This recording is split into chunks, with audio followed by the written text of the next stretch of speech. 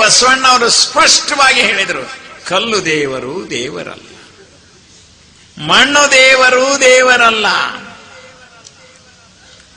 ಕೆಲವು ಮಂದಿ ಅದಾರ್ರಿ, ಮಣ್ಣಿನ ದೇವ್ರು ಯಾವ್ದ್ರಿ? ಸೊಂಡಿ ಗಣಪ. 4 ದಿವಸ 5 ದಿವಸ 6 ದಿವಸ ಇಡುದ್ರೆ ಮುಗಿದ ಮೇಲೆ ತಲಿ ತೆಡೆ ಮಾಡಿ ಹೊಳ್ಯಾಗ ಹೋಗಿ ಬ್ಯಾವಾಗ ಹೋಗಿ ಕೆರೆಯಾಗ ಹೋಗಿ ಒಗದು ಬರು.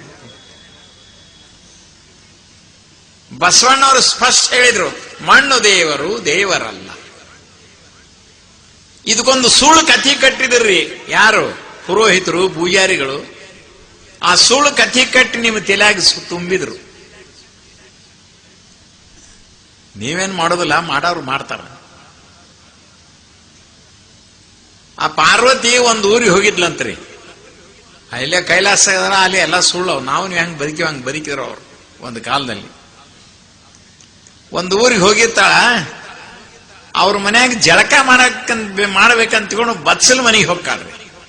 ಬಚ್ಚಲ ಮನ್ಯಾಗ ಹೋಗಿ ಬಾಗ್ಲಾ ಮುಚ್ಕೊಳಕಂತ ಹೋಗ್ತಾಳ. ಆ ಬಚ್ಚಲ ಮನೆಗೆ ಬಾಗ್ಲೇ ಇದ್ದಿಲ್ಲ.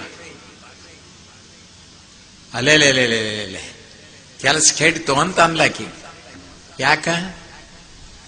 ಆ ಪಾರ್ವತಿ ಗಂಡಗೊಂದು ಕೆಟ್ಟ ಚಾಳ ಇತ್ರಿ. ಗಂಡ ಯಾರು?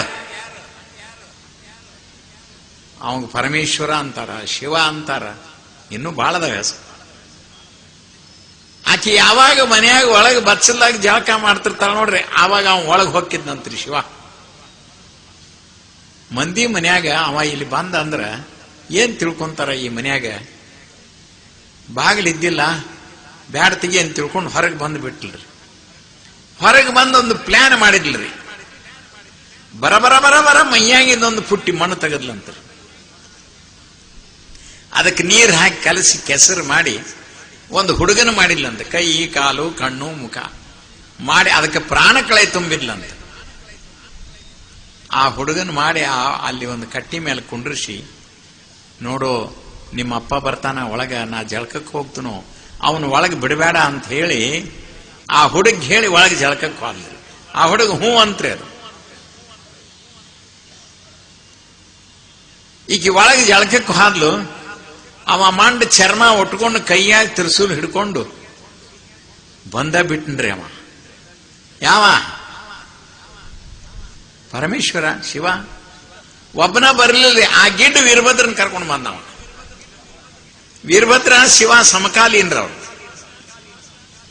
ಈ ಹುಡುಗ ಎದ್ ನಿಂತ್ರೆ, ಏಯ್, ನೋ ಅಡ್ಮಿಷನ್ ವಿದೌಟ್ ಪರ್ಮಿಷನ್.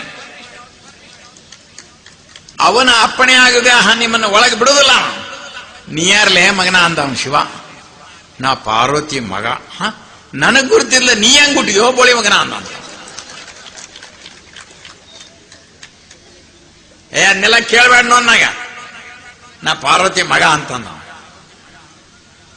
ಅವನು ಶಿವನಿಗೆ ಪರಮೇಶ್ವರನಿಗೆ ಸಿಟ್ಟ ಬಂತ್ರಿ. ಕೈಯಾಗ ತಿರ್ಸುಲಿತ್ ನೋಡ್ರಿ. ಆ ಹುಡುಗನ ಕುತ್ತಿಗೆ ಹೊಡೆದು ಬಿಟ್ಟ. ರುಂಡ ತಟಿಗೆ ದಡವ ತಟಿಗೆ ಬಿತ್ತು. ಇಷ್ಟೆಲ್ಲ ಆಗೋದ್ರೊಳಗಾಗಿ ಅವನ ಜಳಕ ಆಗಿತ್ರಿ. ಹೊರಗೆ ಬಂದ್ಲು. ಆ ಹುಡುಗ ಸತ್ತು ಬಿದ್ದದ್ದು ನೋಡಿ ಅಳಾಕ್ ಹತ್ತಿ ಬಿಟ್ಟಿ.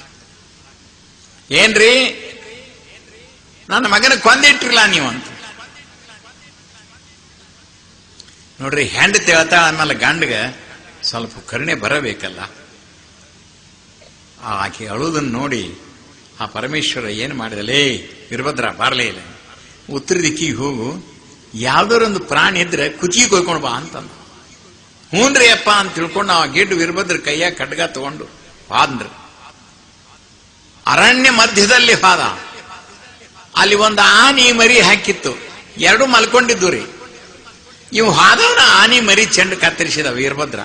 ದೊಡ್ಡ ಆನಿ ಗಂಟು ಬಿದ್ದರೆ ತಿಳಿತಿತ್ತು ಇವನು ಬಣ್ಣ.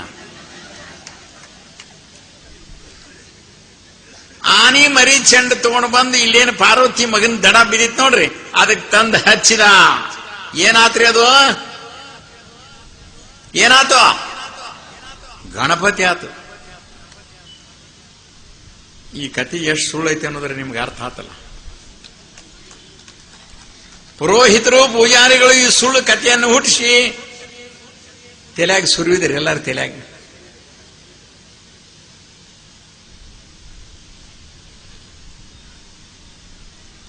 ಆ ಪಾರ್ವತಿ ಜಳಕ ಮಾಡಿ ಬಂದು ಆ ಹುಡುಗ ಸತ್ತು ಬಿದ್ದದ್ದನ್ನು ನೋಡಿ ಅಳಕ್ ಹತ್ತಿ ಬಿಟ್ಲ. ನನ್ನ ಮಗನ ಕೊಂದಿಟ್ರಿ ಅಲ್ರಿ ನೀವು ಅಂತ ಅಳಕ್ ಹತ್ತಿ ಬಿಟ್ಲು. ಏನಾಯ್ತು ಮುಂದೆ ಪ್ರಸಂಗ, ಆ ಶಿವನಿಗೆ ಕರುಣೆ ಬಂದು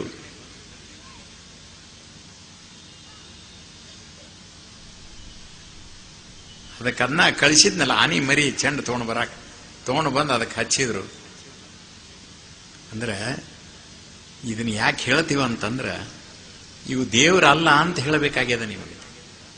ಮಣ್ಣು ದೇವರು ದೇವರಲ್ಲ, ಬಸವಣ್ಣವ್ರ ವಚನದಲ್ಲೇ ಹೇಳಿದ್ರಿ ಇದನ್ನು. ಇಂತಹ ಸುಳ್ಳು ಕಥೆಗಳನ್ನು ಕೂಡಿಕೊಂಡಿರ್ತಕ್ಕಂಥ ಈ ದೇವರನ್ನ ದೇವರಂತ ಹೆಂಗ್ ನಂಬೇಕು ನಾವು? ಕಲ್ಲು ದೇವರಲ್ಲ, ಮಣ್ಣು ದೇವರಲ್ಲ, ಮರ ದೇವರು ದೇವರಲ್ಲ.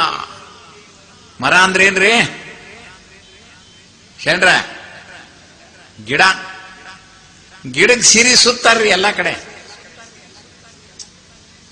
ಎದಕ್ ಬಂತು? ನಿಮ್ಮ ಓಣ್ಯಾಗ ರೊಕ್ಕ ಕೊಟ್ಟು ಸೀರೆ ತಗೊಂಡು ಬರುವಷ್ಟು ಶಕ್ತಿ ಇರುವುದಿಲ್ಲ ಕೆಲವು ಜನ ತಾಯಿಗಳಿಗೆ. ಅಂಥವ್ರಿಗೆ ಹೋಗಿ ಸೀರೆ ಉಡಿಸಿದ್ರೆ ಪುಣ್ಯ ಬರುತ್ತಿಲ್ರಿ. ಗಿಡಕ್ಕೆ ಸೀರೆ ಸುತ್ತಾರ ಎಲ್ಲರೇ. ಮರ ದೇವರು ದೇವರಲ್ಲ, ಪಂಚಲೋಹಗಳಿಂದ ಮಾಡಿದ ದೇವರೂ ದೇವರಲ್ಲ. ಸಾವುಕಾರ ಮನೆಯಾಗಿನ ದೇವರಿತ್ತಂದ್ರೆ ಬಂಗಾರದಿರ್ತೈತಿ.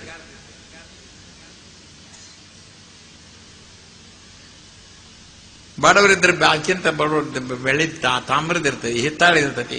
ಇತ್ತೀಚೆಗೆ ಪ್ಲಾಸ್ಟಿಕ್ಕಿನ ದೇವರು ಬಂದವ.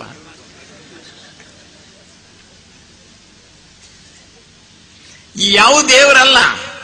ಹಂಗಾರೆ ದೇವರು ಯಾವುದು?